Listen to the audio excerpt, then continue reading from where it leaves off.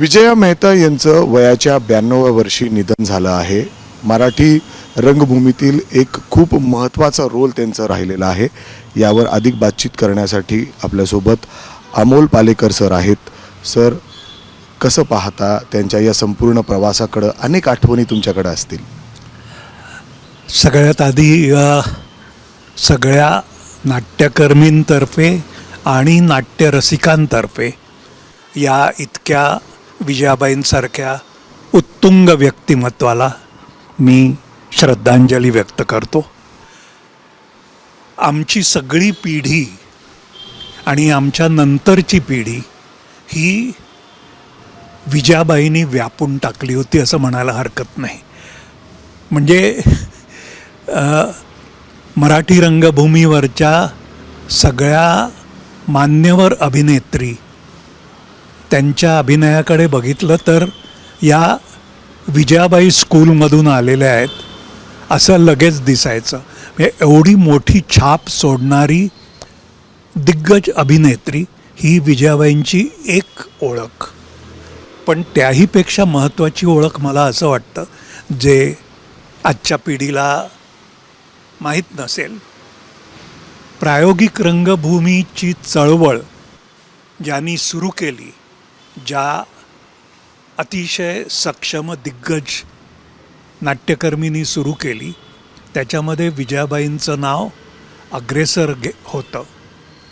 म्हणजे 1960 साली रंगायनची स्थापना करून त्यांनी प्रायोगिक चळवळीला मराठी नाट्यसृष्टीमध्ये एक वेगळी दिशा दिली.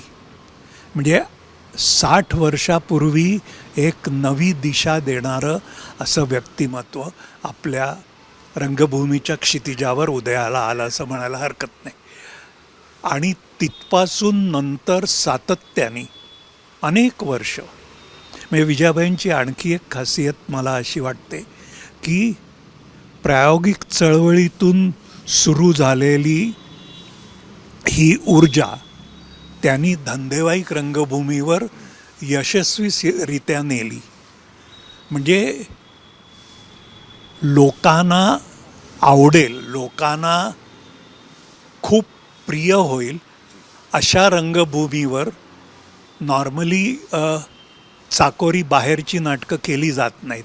जे लोकांना आवडेल, लोकांना सहजी पचेल, लोकांना फार विचार करायला लावणार नाही अशी नाटकं धंदेवाईक रंगभूमीवर केली जातात. आणि त्यातला आणखी एक महत्त्वाचा भाग म्हणजे मोठ्या वलयांकित स्टारला घेऊन नाटक करायचं, म्हणजे ज्याच्यामुळे ते लवकर पॉप्युलर होतं. मग त्याचे 500-600 प्रयोग करत राहायचे.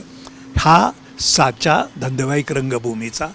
तिथे विजयाबाईंनी सातत्याने चाकोरी बाहेरची वेगळी विचाराला चालना देणारी अशी नाटकं अतिशय सक्षमपणे आणि खूप चांगल्या पद्धतीने सादर केली आणि ती खूप जास्त लोकांपर्यंत लोकप्रिय करण्यात खूप मोठा वाटा विजयाबाईंचा आहे. म्हणजे त्यांच्या नाटकाचा प्रवास जर बघितला तर धंदेवाईक रंगभूमीवरच्या, तर महासागरसारखं नाटक किंवा हमीदाबाईची कोठीसारखं नाटक किंवा बॅरिस्टरसारखं नाटक, संध्याछायासारखं नाटक, ही नाटकं साधारण जी चाकोरी होती मराठी रंगभूमीची त्याच्यापेक्षा खूप वेगळी होती. आणि त्या अशा वेगळ्या नाटकांना लोकांपर्यंत खूप यशस्वीपणे नेलं. ही विजयाबाईंची अतिशय मोठी कॉन्ट्रीब्युशन आहे असं मला वाटतं. माझ्यासारखं पर्सनल याचं बोलायचं झालं तर मी त्यांच्याबरोबर कधीच काम केलं नाही. याचं एक साधं कारण असं होतं की मी म्हणजे विजयाबाईंच्या स्वतःच्याच शब्दात सांगायचं झालं तर मी त्यांच्या शत्रुपक्षातला होतो. म्हणजे मी सत्यदेव दुबे स्कूलमधून आलेला असल्यामुळे मी शत्रुपक्ष मानला जायचो. त्यामुळे आम्ही एकत्र काम कधी केलं नाही. परंतु शत्रुपक्षातला असूनसुद्धा विजयाबाईंचे आणि माझे संबंध अतिशय जिव्हाळ्याचे, अतिशय आपुलकीचे राहिले.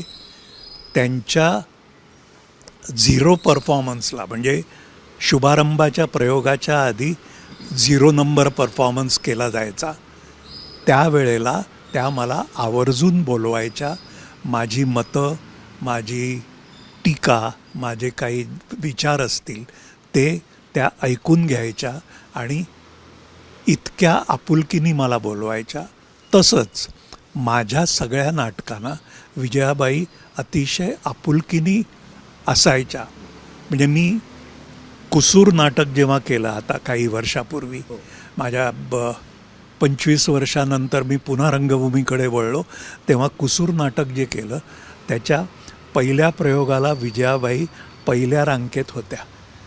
हा इतके आमचे जिव्हाळ्याचे संबंध.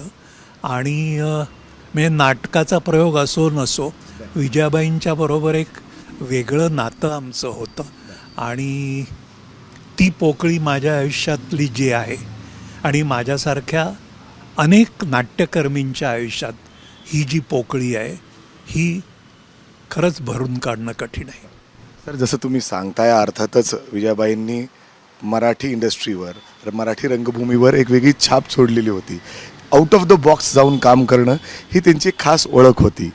अर्थात तुमच्या जेव्हा नाटकाला त्या आल्या होत्या तेव्हा काय नक्की बोलल्या होत्या, कशा पद्धतीने त्यांचं रिॲक्शन होता? जसं तुम्ही सांगताय की नेहमी तुम्ही त्यांच्या ऑपोजिशन, विरोधी पक्षात राहिलेल्या. नाही, मी म्हणजे आमचे अतिशय जिव्हाळ्याचे आणि अतिशय घट्ट असे संबंध होते. त्यामुळे विजयाबाईंकडून दाद मिळणं हे माझ्यासाठी खूप मोठं, खूप महत्त्वाचं होतं. आणि ती दाद कुसूरनंतर त्यांनी मला दिली. मला माझ्यापेक्षा जास्त संध्याला दिली, संध्याच्या लेखनासाठी.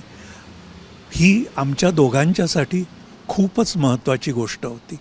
म्हणजे माझ्यापेक्षा ज्युनियर अशा अनेक अभिनेत्यांना, अभिनेत्रींना विजयाबाईंनी त्यांच्या पंखाखाली घेतलं आणि वाढवलं.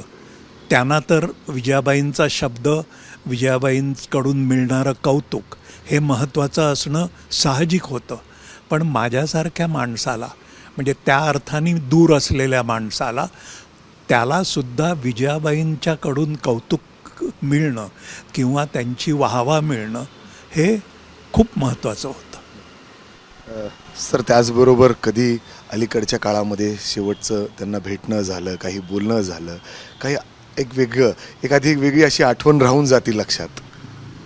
भेट नाही झाली, परंतु फोनवरून बोलणं नेहमी व्हायचं. त्यांची लेक अनाहिता, हिच्याकडे मी त्यांच्या तब्येतीची चौकशी करायचो. त्यांना त्रास होऊ नये म्हणून त्यांना शक्यतो फोन करायचो नाही. परंतु विजयाबाईंच्या बरोबर फोनवर गप्पा वारंवार व्हायच्या, सातत्याने व्हायच्या. विशेषतः विजयाबाईंचा नवरा फारूक बरोबरही माझी दोस्ती होती. आणि फारूक आणि विजयाबाई या दोघांशी गप्पा मारायला फोन केल्यानंतर तास दीड तास कसा जायचा हे कळायचंच नाही. इतके आमचे जवळचे संबंध होते. आणि आज खरंच म्हणजे एक खूप मोठी पोकळी निर्माण झाली, एवढंच मी म्हणेन. सर, शेवटचं विचारतो.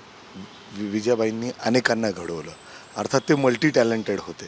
असे लोक खूप कमी आहेत सध्या, आपण जर बघायला गेलं. आणि मराठी रंगभूमीत फारसे असं दिसत नाही आता एकदम. नाही, मला असं नाही वाटत. मराठी रंगभूमीवर खूप चांगले लेखक, दिग्दर्शक, मल्टी टॅलेंटेड अभिनेते, अभिनेत्री हे खूप आहेत. आजची मराठी रंगभूमी मी जेव्हा बघतो तेव्हा मला असं वाटतं की विजयाबाई, सत्यदेव दुबे, दामू केंकरे, राजाभाऊ नातू, माधव वाटवे अशा लोकांनी हे जे रोप रुजवलं प्रायोगिक रंगभूमीचं, ते आज अजून फोफावलं आहे आणि इतकं मोठं झालं आहे. आणि तू मल्टी टॅलेंटेड म्हणालास, मी त्याच्यात आणखी एक भर घालीन. ते असं की मराठी रंगभूमीला मराठी पलीकडे जाऊन भारतीय पातळीवर आणि आंतरराष्ट्रीय पातळीवर एक स्वतःचा असा ठसा उमटवण्याची जी किमया केली त्याच्यामध्ये विजयाबाईंचं योगदान खूप मोठं आहे.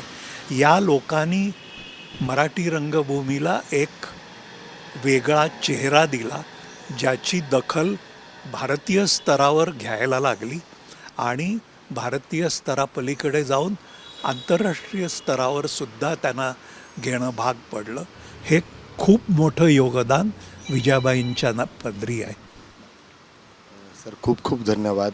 तुमचे देखील डोळे आज या ठिकाणी विजयताईंच्या निधनानंतर या ठिकाणी आहेत आणि अनेक आठवणी या ठिकाणी ते करतायत. अर्थात मराठी रंगभूमीतील विजयाबाई गेल्यानंतरची जी पोकळी निर्माण झालेली आहे अर्थातच ती न भरून निघणारी आहे. त्यांचा जो आत्तापर्यंतचा प्रवास सरांनी सांगितला, अनेक आठवणी सांगितले, अगदीच अशाच अनेकांच्या भावना आहेत. अर्थात ही पोकळी कधी न भरून निघण्यासारखी आहे. कॅमेरामॅन अमोल गवाळेसह मी मिकी घई, ABP माझा, पुणे.